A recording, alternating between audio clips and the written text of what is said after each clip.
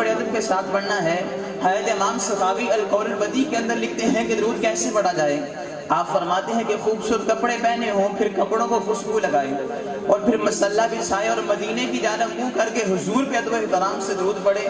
حضرت امام سخاوی فرماتے ہیں کہ مجھے یقین ہے کہ تم جس پر درود پڑھ رہے ہو تمہیں اپنا جلوہ بھی دکھائیں گے۔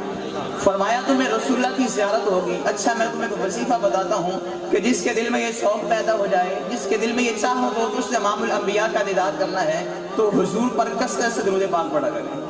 اور حضرت واصف علی واصف مرحوم نے بڑی باکمال بات لکھی ہے۔ آپ فرماتے ہیں کہ جو درود پڑھتے ہیں وہ دوزخ میں نہیں جا سکتے، جو درود پڑھتے ہیں وہ دوزخ میں نہیں جا سکتے۔ نیچے آپ نے دلیل لکھی ہے۔ آپ فرماتے ہیں کہ درود نبی کے چاہنے والے پڑھتے ہیں، جس کے سینے میں محبت رسول ہوگی درود وہی پڑھے گا۔ آپ فرماتے ہیں کہ درود عاشق رسول پڑھتے ہیں اور ایسا ہو نہیں سکتا کہ رب اپنے حبیب کے چاہنے والوں کو دوزخ میں ڈال دے۔ اللہ اکبر۔ ایک شاعر نے بڑے باکمال قصے لکھے ہیں، قلم توڑ کے رکھ دیا۔ فرماتے ہیں ایک یہ جہاں ایک وہ جہاں، ایک یہ جہاں ایک وہ جہاں، ان دو جہاں کے درمیان فاصلہ ہے ایک سانس کا۔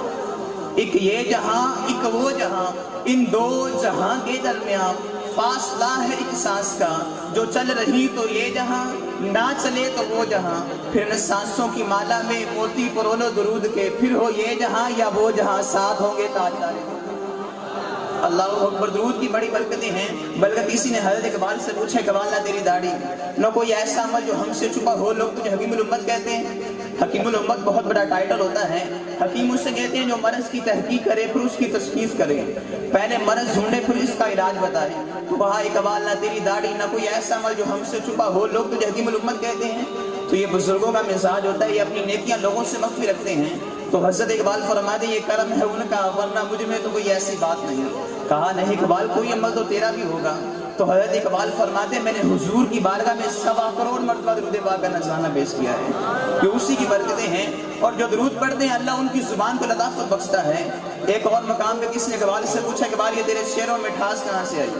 یہ سندل اور کستوری کا بنے شعر، اقبال تیرے شعروں میں مٹھاس کہاں سے آئی؟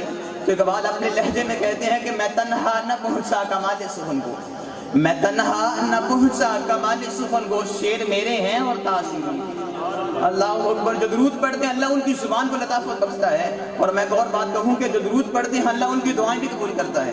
بلکہ حضرت عمر فاروق رضی اللہ تعالیٰ عنہ کو وظیفہ پڑھا کرتے تھے اور فرمایا کرتے تھے کہ میری دعا کبھی رد نہیں ہوئی۔ تو کہا حضرت کون سا وظیفہ پڑھتے ہیں کہ آپ کی کبھی دعا رد نہیں ہوئی؟ تو حضرت عمر فرماتے ہیں کہ میں دعا کے اول آخر درود پاک پڑھتا ہوں، اللہ درود کے صدقے سے عمر کی دعا بھی قبول کرتا ہے۔